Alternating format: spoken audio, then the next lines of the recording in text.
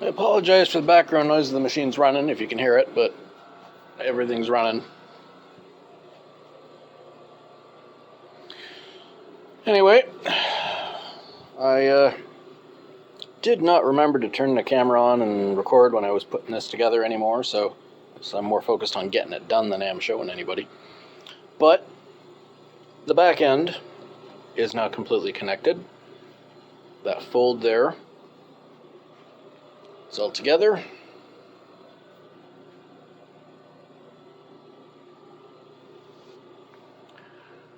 See how it attaches there. That's ready to go.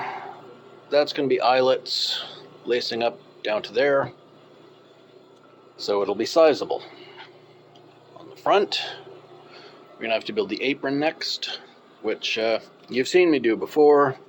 It's 4 pieces, stitch them together. Let's flip this over and show you what it's going to look like. Give me a second. Okay, there's the front of this unit. Looks decent. What we're going to do is build the apron. It's going to be these 3-inch pleats. So the apron is going to go from here to here. It's going to be a 6-inch plate here. 6 inches down. Which is, let's see, how big is that going to be? Yeah, about that big. 6 inches. So it's going to be that, and then a hang from there down to the bottom.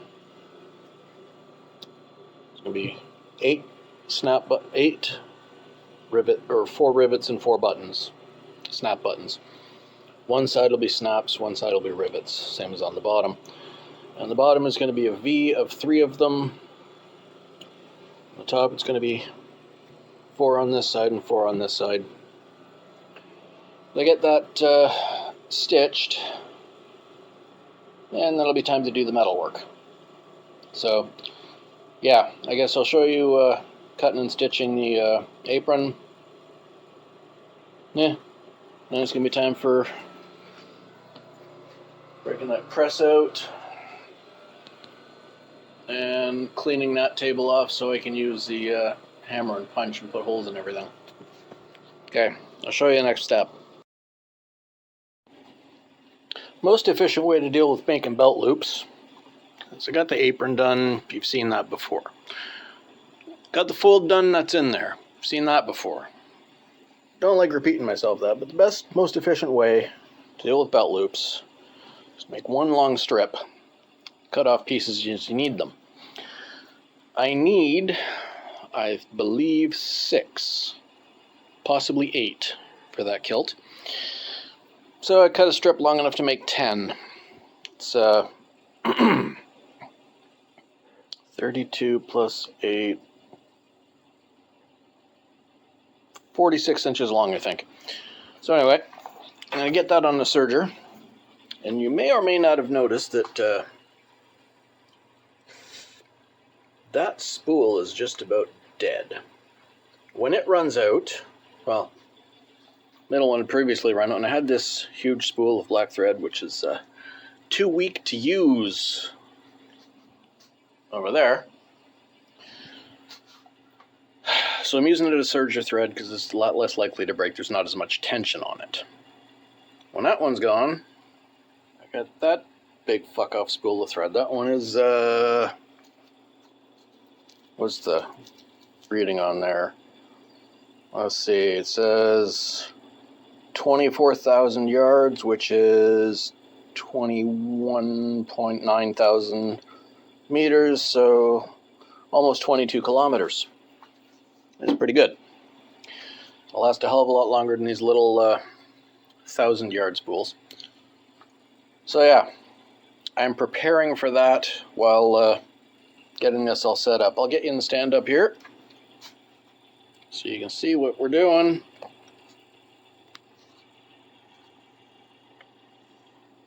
Try and get this out of the way.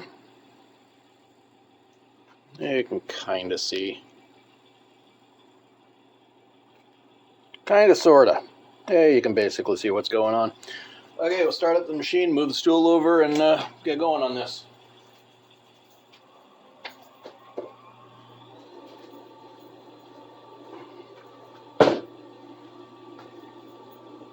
I've shown you how to make belt loops before, but I'll show you again because I ain't got much else to film right now.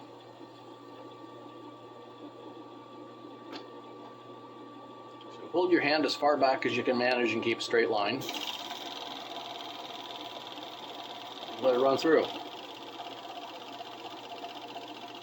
Pretty simple. Go as fast as you're comfortable going.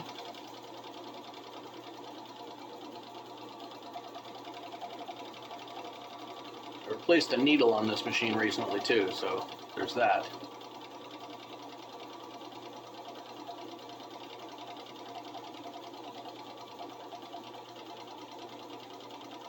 That was the first time I had to replace a needle on it. I realized I didn't have a needle of the correct dimensions to fit the machine.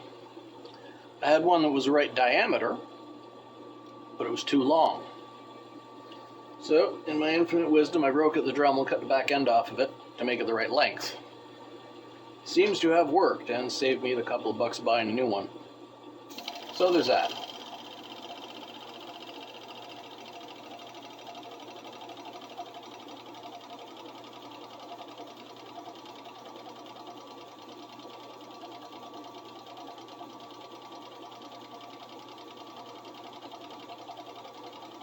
It's got to be one of the most boring processes you can watch, but glad you're watching it because, you know, I could use the views and the watch hours. If someday I magically make it up to 500 subscribers and 3,000 watch hours in a month, or in however long it takes me to get 3,000 watch hours, you know, if I make it up to the minimum standards, I can actually start making money on this, which will be probably a lot better than welfare. Okay, so that's done.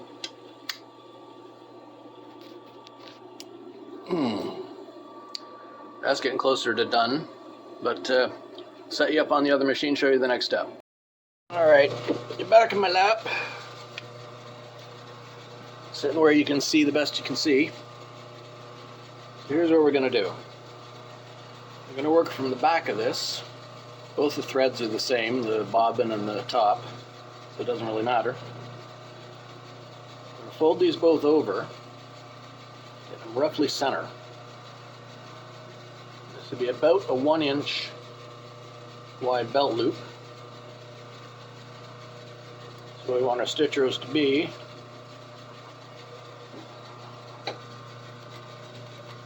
a 1/4 inch in. So if we're folding these both into center, as you can see,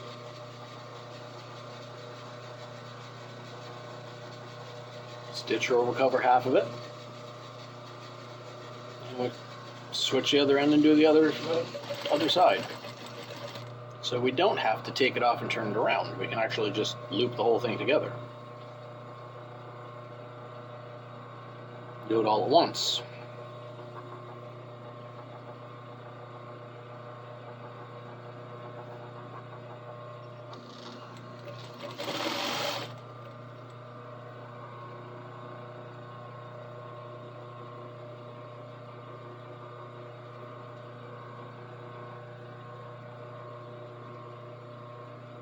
As being belt loops, you don't have to be dead accurate.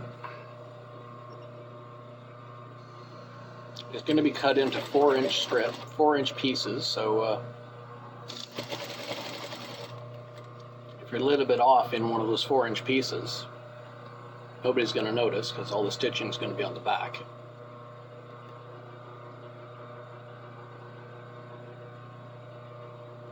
Sewing is one of the most forgiving art forms, I believe. Your accuracy is only as important as how pedantic your customers are. And to be honest, most people really just don't give a shit about tiny things.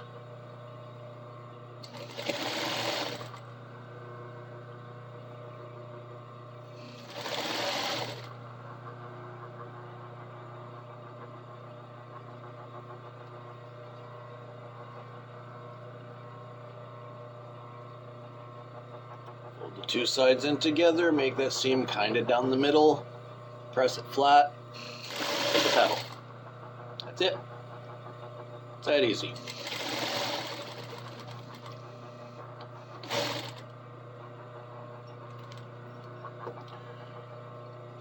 Something I'll point out, when you let go of the piece, never let go of the piece unless the needle is in the fabric, holding it in place. That way, if you bang it, if you knock it, if you shift it, it's not going to come out from under the presser foot. You'll be able to straighten it out and it'll still be where it's supposed to be. So yeah, little piece of advice there.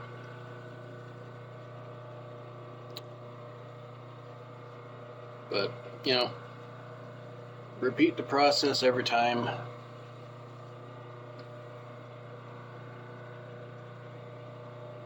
Get everything lined up as best you can and just go. And again, go at whatever speed you're comfortable at.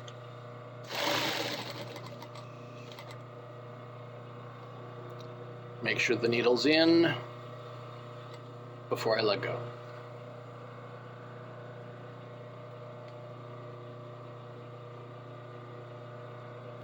Hold it all down, press it in place, just a little bit. Same thing again, do the next little bit. You'd be surprised at how good these look by the end.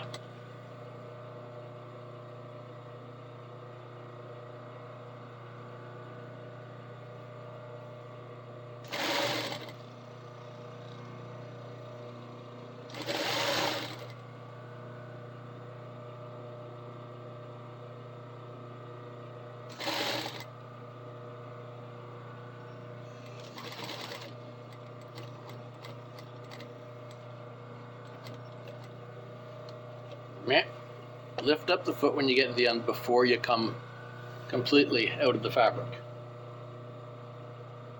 Pull it sideways. Fold your other side down just where you want it to be. Butt up these two edges. Hand spin it. It's 2 to get to the center, so it's 2 more to get to where you want that stitch row to be. And spin it around. So we can do this whole thing in one pass instead of stopping and starting. Makes life easier. There we are. We're already on to the second half of it.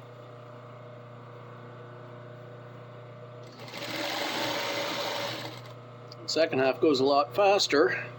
Well, at least a little faster, because you don't have to hold this side down while you're putting this side in place.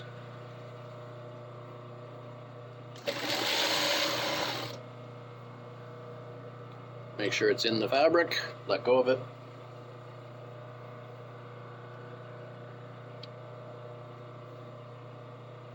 Tiny, tiny little tricks and techniques that make everything so much easier.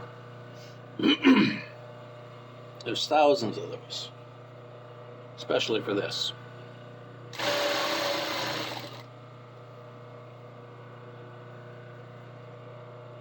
Again, you only have to be as accurate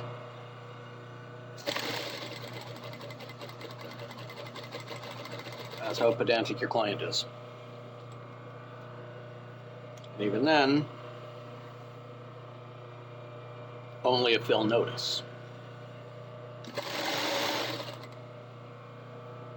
In this case, the client is just in a rush to get this order out, so I don't have to be quite so careful. Client is a designer who can't sew. That's the easiest way to put it.